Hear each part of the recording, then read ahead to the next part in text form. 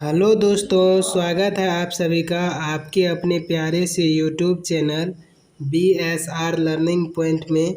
जी हाँ दोस्तों, आज की इस वीडियो में हम लोग सॉल्व करने वाले हैं प्रश्नावली 3.3 के थर्ड नंबर के 5 नंबर क्वेश्चन को। तो चलिए इस क्वेश्चन को बहुत इजी वे में सॉल्यूशन करते हैं, तो बने रहिए इस वीडियो में अंत तक। चलिए वीडियो को स्टार्ट करते हैं। देखिए दोस्तों, 5 नंबर का जो क्वेश्चन है यह कहता है कि यदि किसी भिन्न के अंश और हर दोनों में 2 जोड़ दिया जाए। ठीक है, कोई भिन्न है और उसके अंश और हर दोनों में 2 जोड़ दिया जाए तो वह भिन्न 9/11 हो जाती है। ठीक है, और दूसरा कंडीशन में कहता है यदि अंश और हर दोनों में 3 जोड़ दिया जाए। ठीक है, तो जब अंश और हर दोनों में 3 जोड़ देंगे तब कहता है कि वह भिन्न जो है 5/6 हो जाती है, तो वह भिन्न ज्ञात कीजिए। ठीक है, तो चलिए इसको बहुत इजी वे में सॉल्व करते हैं। सबसे पहले भिन्न में मानेंगे कि माना कि भिन्न का अंश बराबर x तथा हर बराबर y। ठीक है, तो यहाँ पर इसका सॉल्यूशन देख लीजिए क्या हो जाएगा। सॉल्यूशन में हो जाएगा हल में माना कि भिन्न का अंश बराबर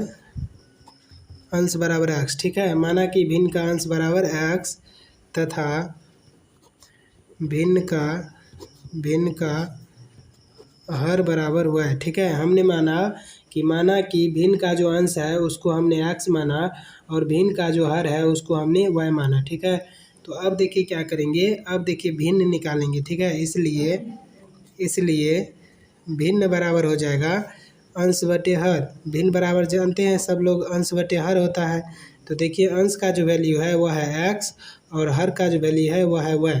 तो हम लिख सकते हैं भिन्न बराबर x बटे y। ठीक है, यानी कि भिन्न बराबर लिख सकते हैं x बटे y, क्योंकि अंश को माने हैं x और हर को माने हैं y। तो यहाँ पर अर्थात हो जाएगा भिन्न बराबर x बटे y। ठीक है, अब दोस्तों हम लोग प्रश्नानुसार चलेंगे। तो देखिए यहाँ पर प्रश्नानुसार चलेंगे। प्रश्नानुसार तो देखिए प्रश्न क्या कहता है। प्रश्न कहता है, यहाँ पर आप देख रहे हैं कि प्रश्न कहता है कि यदि किसी भिन्न के अंश और हर में 2 जोड़ दिया जाए। यहाँ पर देखिए कहता है 2 जोड़ दिया, अंश में भी 2 जोड़ दिया जाए और हर में भी 2 जोड़ दिया जाए तो वह 9/11 हो जाती है। तो चलिए इस प्रश्नानुसार जो है इसको लिखते हैं। तो प्रश्नानुसार ये कहता है कि अंश और हर दोनों में, तो देखिए अंश ये क्या हो जाएगा x और हर हो जाएगा y, और अंश और हर दोनों में 2 जोड़ देंगे। क्या जोड़ेंगे? 2। तो दोनों में 2 जोड़ेंगे तो यह भिन्न जो है हो जाएगा 9/11। देखिए ये कंडीशन कहता है कि अंश और हर दोनों में 2 जोड़ेंगे तो भिन्न कितना हो जाएगा? 9/11। तो अब इसको क्या करेंगे? क्रॉस मल्टीप्लाई गुना करेंगे और इसको सॉल्व करेंगे। तो चलिए इसको करते हैं। दोस्तों जब इसको क्रॉस मल्टीप्लाई गुना करेंगे तो देखिए क्रॉस मल्टीप्लाई में क्या करते हैं, ऊपर वाला को नीचे वाला से गुना करते हैं और नीचे वाला को ऊपर वाला से। तो देखिए पहले ऊपर वाला को नीचे वाला से गुना करेंगे तो x यहाँ पर क्या हो जाएगा? 11 इंटू एक्स प्लस 2। ठीक है, 11 इंटू एक्स प्लस 2 और बराबर में हो जाएगा 9 इंटू वाई प्लस हो जाएगा आपको 9 इंटू वाई प्लस 2। ठीक है, क्योंकि यहाँ पर y प्लस 2 है और 9 से गुना करेंगे तो 9 इंटू वाई प्लस 2। यहाँ पर x प्लस 2 है, 11 से गुना करेंगे तो 11 इंटू एक्स प्लस 2। अब देखिए इसको क्या करते हैं? गुना करते हैं। तो गुना कीजिएगा तो 11 इंटू एक्स क्या हो जाएगा? 11x और प्लस में हो जाएगा 11 दूना 22। तो यहाँ पर 22 हो जाएगा बराबर में 9 और y को गुना करेंगे तो 9y, अब प्लस में हो जाएगा 9 दूना 18। ठीक है, अब इसके बाद आपको क्या करना है, इसको y वाला पक्ष को इस साइड ला लीजिए। तो देखिए y वाला पक्ष को इस साइड लाएंगे तो हो जाएगा 11x, इस साइड 11x है, y वाला को इस साइड लाएंगे तो -9y, क्योंकि y जो है प्लस में है, यहाँ पर -9y प्लस में है, इस साइड आएगा तो माइनस में, और इस 22 को उस साइड भेज देंगे तो हो जाएगा, इस साइड तो 18 है ही, माइनस में 22 हो जाएगा क्योंकि इस साइड प्लस में है, इस साइड माइनस में आएगा तो बराबर हो जाएगा 11x माइनस 9y बराबर में 18 में से 22 जाएगा तो -4 होगा और ये समीकरण 1 हो जाएगा। ठीक है, तो चलिए अब जो है अगेन प्रश्न में अगला कंडीशन पर बात करेंगे। तो यहाँ पर लिखेंगे अगेन, और अगेन क्या कहता है प्रश्न, उस पर चलेंगे। तो देखिए प्रश्न अगेन जो है वह कहता है कि यदि आप यहाँ पर देख रहे हैं, कहता है ये तो पहला कंडीशन था। अब कहता है यदि अंश और हर दोनों में 3 जोड़ दिया था, तभी कहता था कि दोनों में 2 जोड़ दिया जाए। अब कह रहा है कि दोनों में 3 जोड़ दिया जाए तो वह 5/6 हो जाती है। इसी प्रकार से ज्ञात करेंगे। चलिए यहाँ पर लिखते हैं, भिन्न के अंश और हर दोनों में 3 जोड़ेंगे। तो देखिए भिन्न का जो अंश है वह है x और वह हर जो है वह है y। इसमें भी 3 जोड़ेंगे और इसमें भी 3 जोड़ेंगे, बराबर में क्या हो जाएगा 5/6, क्योंकि यह जो है 5/6 हो जाती है। अब आपको क्रॉस मल्टीप्लाई गुना करना है, तो क्रॉस मल्टीप्लाई गुना करेंगे तो इसको इससे तो 6 से इसको x+3 को गुना करेंगे और बराबर में 5 से y+3 को गुना करेंगे। तो यहाँ पर हो जाएगा आपको 6x+3 छतरी 18 हो जाएगा। 6x+18 बराबर में 5 × y 5y और प्लस में 5 × 15 हो जाएगा। अब देखिए अब आपको क्या करना है, y वाला पक्ष को इस साइड ला लीजिए। तो 6x - 5y बराबर में हो जाएगा 15 और माइनस में इस साइड 18 आएगा, इस साइड भेजिएगा तो हो जाएगा घट के 6x - 5y बराबर में -3 और ये हो जाएगा समीकरण 2, क्योंकि देखिए 15 में से 18 घटेगा तो -3 होगा। तो समीकरण 1 और 2 जो है आपको निकल गया है। तो समीकरण 1 और 2 को क्या करेंगे, प्रतिस्थापन विधि से हल करेंगे। समीकरण 1 यहाँ पर है, समीकरण 2 यहाँ पर है। तो समीकरण 1 और 2 को प्रतिस्थापन विधि से हल करेंगे। तो यहाँ पर लिखेंगे प्रतिस्थापन विधि। तो देखिए प्रतिस्थापन विधि जो है वह कहता है कि आप समीकरण 1 या 2 से पहले x का मान या y का मान फाइंड कर लीजिए। तो देखिए हम यहाँ पर लेते हैं समीकरण 1 से। तो देखिए समीकरण 1 है 11x - 9y बराबर में -4, ठीक है। समीकरण 1 इतना है। तो सबसे पहले क्या करेंगे, इसमें x का वैल्यू जो है वह फाइंड कर लेंगे। तो देखिए x का वैल्यू जो फाइंड करेंगे, इसके लिए हमको 9y को उस साइड भेजना पड़ेगा। तो यहाँ पर देखिए 11x बराबर में हो जाएगा -4 प्लस में 9y, क्योंकि इस साइड माइनस में 9y है, इस साइड आएगा तो प्लस में 9y। उसके बाद देखिए x बराबर हो जाएगा आपको -4 प्लस 9 × y बटे में क्या हो जाएगा 11, क्योंकि 11 इस साइड गुना में है और इस साइड आएगा तो भागा में। ये क्या हो जाएगा समीकरण 3। ये आपका क्या निकल गया, समीकरण 3। तो अब समीकरण 3 निकल गया और समीकरण 3 में है x का वैल्यू। तो अब इस समीकरण 3 से x का वैल्यू जो है समीकरण 2 में रखेंगे। तो समीकरण 2 है 6x - 5y बराबर -3। तो यहाँ पर लिखेंगे समीकरण 3 से x का मान समीकरण 2 में रखने पर, ठीक है। समीकरण 3 से x का मान समीकरण 2 में रखने पर। तो देखिए सबसे पहले समीकरण 2 लिखेंगे। समीकरण 2 है 6x - 5y बराबर में -3। तो यहाँ पर लिखेंगे 6x -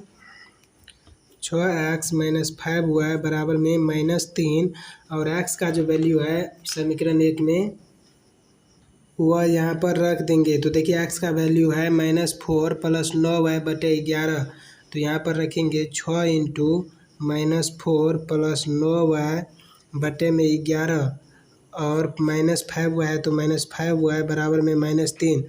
अब देखिए इसको क्या करेंगे, गुना करेंगे ऊपर, क्योंकि ये कटेगा नहीं तो ऊपर गुना करेंगे। 6 को 24 यानी कि -24 और प्लस में 9 × 54 y बटे में हो जाएगा आपको 11 -5y बटे में 1 बराबर में -3, ठीक है। इसके बटे में नहीं था कुछ तो 1 दे दिए। उसके बाद क्या करेंगे, सबका लघुत्तम लेंगे, ठीक है।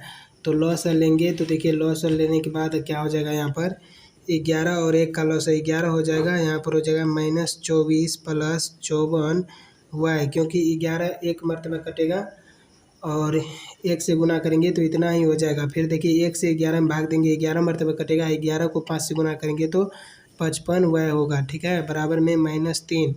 अब देखिए यहाँ पर हो जाएगा आपको 54y प्लस में है और 55y माइनस में है। तो क्या हो जाएगा यहाँ पर -24 और माइनस में हो जाएगा y बटे में 11 बराबर में -3 और बटे में 1, ठीक है। अब देखिए इसको क्या करेंगे, क्रॉस मल्टीप्लाई गुना करेंगे।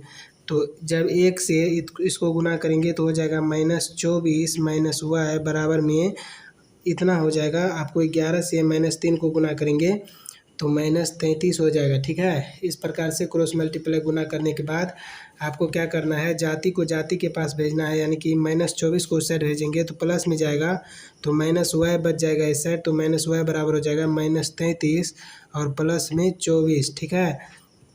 तो -y बराबर हो जाएगा -33 और प्लस 24, तो ये घट के हो जाएगा आपको 9, ठीक है। यहाँ पर हो जाएगा 9।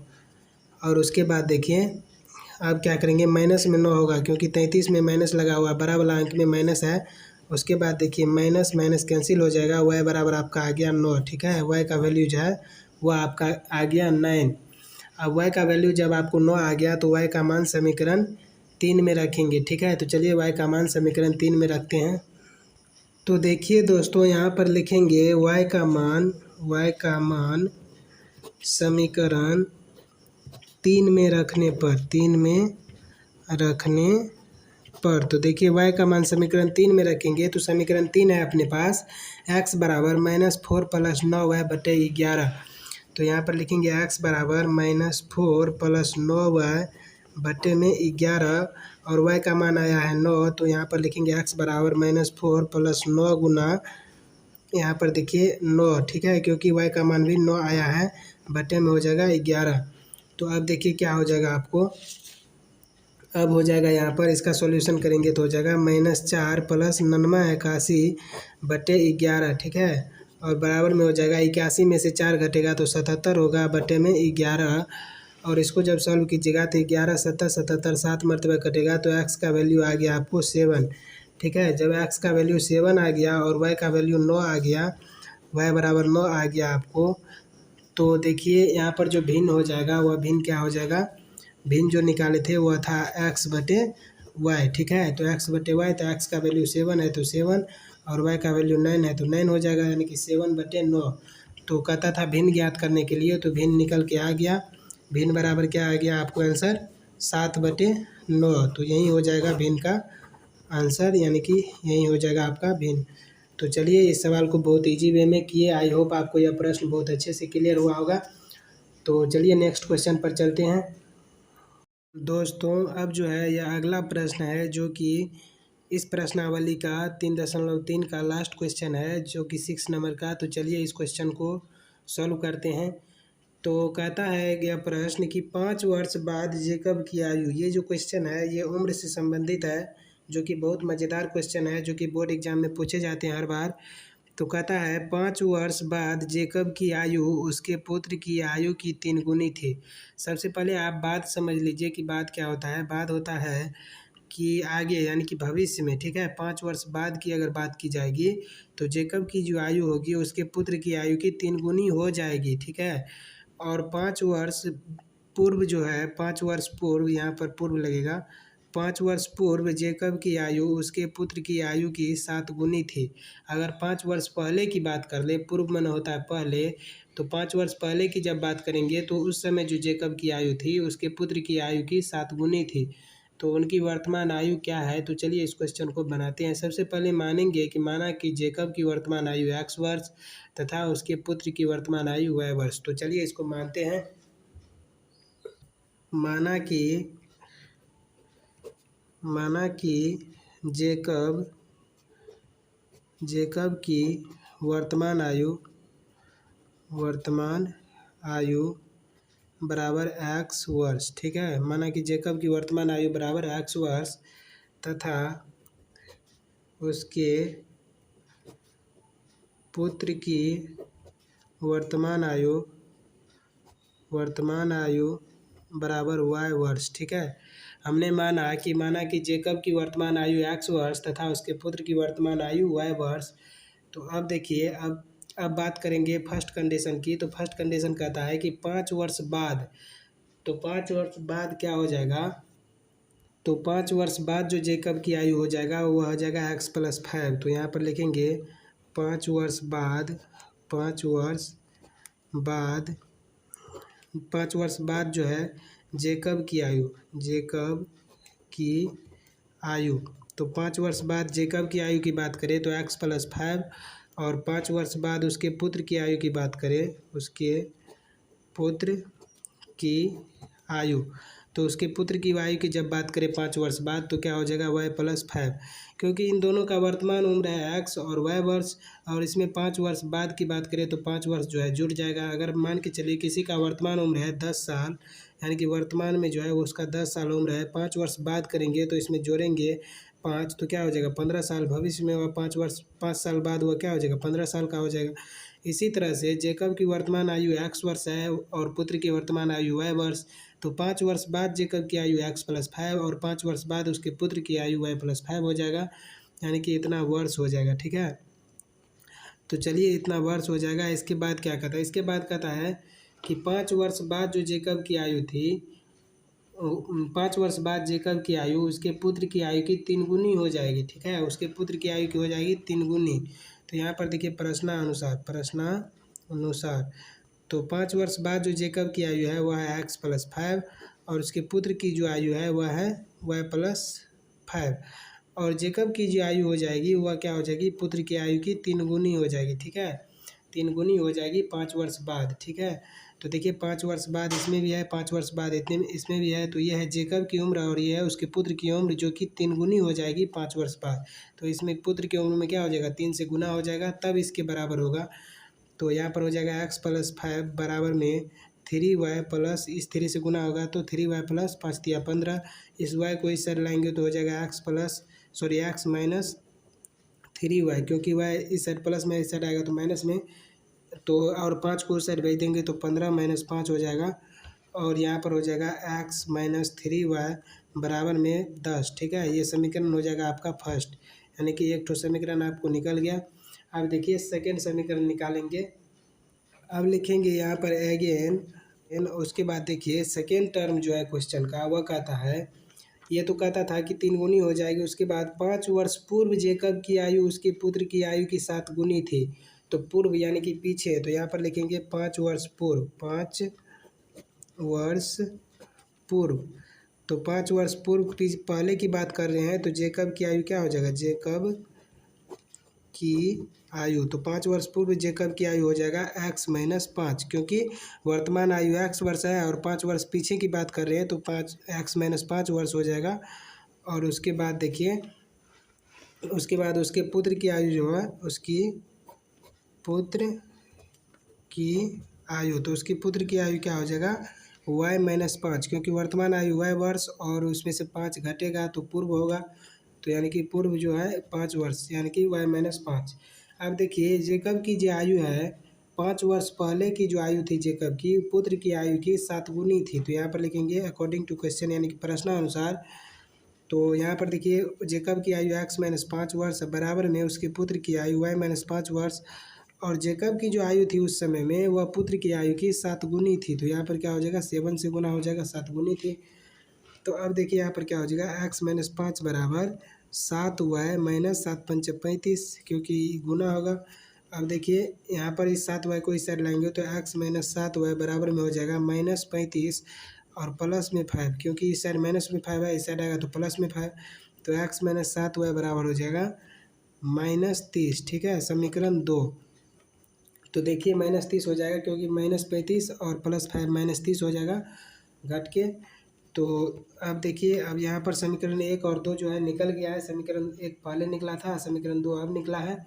तो यहाँ पर इसको क्या करेंगे, प्रतिस्थापन विधि से हल करेंगे। तो प्रतिस्थापन विधि से जब हल करेंगे तो समीकरण 1 से क्या करेंगे, x का मान निकालेंगे, तो यहाँ पर लिखेंगे प्रतिस्थापन विधि। ठीक है, प्रतिस्थापन विधि द्वारा हल करेंगे। तो यहाँ पर लिखेंगे समीकरण 1 से, या तो आप समीकरण 1 से निकालिए या समीकरण 2 से x और y का मान निकाल लीजिए, चाहे x का या चाहे y का। तो देखिए समीकरण 1 से निकालेंगे, तो समीकरण 1 जो अपने पास था वह है, समीकरण 1 है अपने पास x - 3y बराबर में 10। ठीक है, तो चलिए इस 3y को उस साइड भेजते हैं, तो x बराबर हो जाएगा 10 + 3y। ठीक है, और ये समीकरण हो जाएगा 3, यानी कि समीकरण 1 से जो है समीकरण 3 निकला, और इसमें x का वैल्यू निकला 10 + 3y। इस x के वैल्यू को समीकरण जो है 2 में रखेंगे। ठीक है, जो कि समीकरण 2 यहाँ पर है, तो इस समीकरण 2 में इस x के वैल्यू को रखेंगे, तो जो है y का वैल्यू निकल जाएगा। तो यहाँ पर लिखेंगे समीकरण 3 से x का मान समीकरण 2 में रखने पर, तो देखिए समीकरण 2 जो है अपने पास हुआ है x-7 हुआ है बराबर में -30, ठीक है। तो यहाँ पर लिखेंगे x-7 हुआ है बराबर में -30 और x का वैल्यू निकला 10 + 3y, तो x की जगह पे देंगे 10 + 3y और -7 हुआ है बराबर में -30 और इस 10 को उस साइड भेजेंगे और यहाँ पर देखिए 3y -7 हुआ -4y बचेगा और बराबर में -30 और इस 10 को उस साइड भेजेंगे -10, तो आपको हो जाएगा यहाँ पर -4 हुआ है बराबर में माइनस माइनस जुड़ता है तो -40 हो जाएगा, माइनस माइनस कैंसिल और 4 धन 40 यानी कि 4 10 मरतबा कट जाएगा। तो y का जो वैल्यू आ गया आपको, y का वैल्यू आ गया 10, ठीक है। y का वैल्यू आपको 10 आ गया। अब y के मान को क्या करेंगे, समीकरण 3 में रखेंगे तो x का मान पता चल जाएगा। तो देखिए y के मान को समीकरण 3 में रखते हैं। यहाँ पर लिखेंगे y का मान समीकरण 3 में रखने पर, तो देखिए y का मान समीकरण 3 में रखेंगे तो y का वैल्यू आया है 10 और समीकरण 3 है अपने पास। आप यहाँ पर देख रहे हैं x बराबर 10 + 3y, तो यहाँ पर लिखेंगे x बराबर 10 + 3y और y का जो वैल्यू है वह है 10, तो x बराबर हो जाएगा 10 + 3 × 10 यानी कि x बराबर हो जाएगा आपको 10 + 30 और x बराबर हो जाएगा आपको 10 और 30 40, ठीक है। तो x का मान निकल गया 40 और y का मान निकल गया आपको 10, ठीक है। y का मान 10 निकला और x का मान 40 निकला। तो अब देखिए y जो है माने थे उसके पुत्र की आयु को और x माने थे जेकब की आयु को। तो यहाँ पर देखिए क्या हो जाएगा, अतः जेकब की वर्तमान आयु हो जाएगा 40 वर्ष तथा उसके पुत्र की वर्तमान आयु हो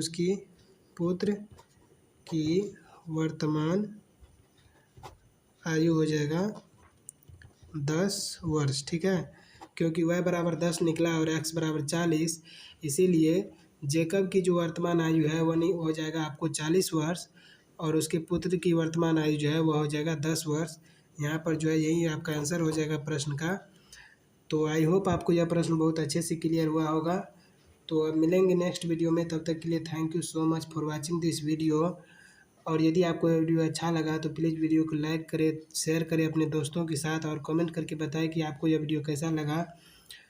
तो मिलेंगे नेक्स्ट वीडियो में, तब तक के लिए thank you so much for watching this video. Thank you.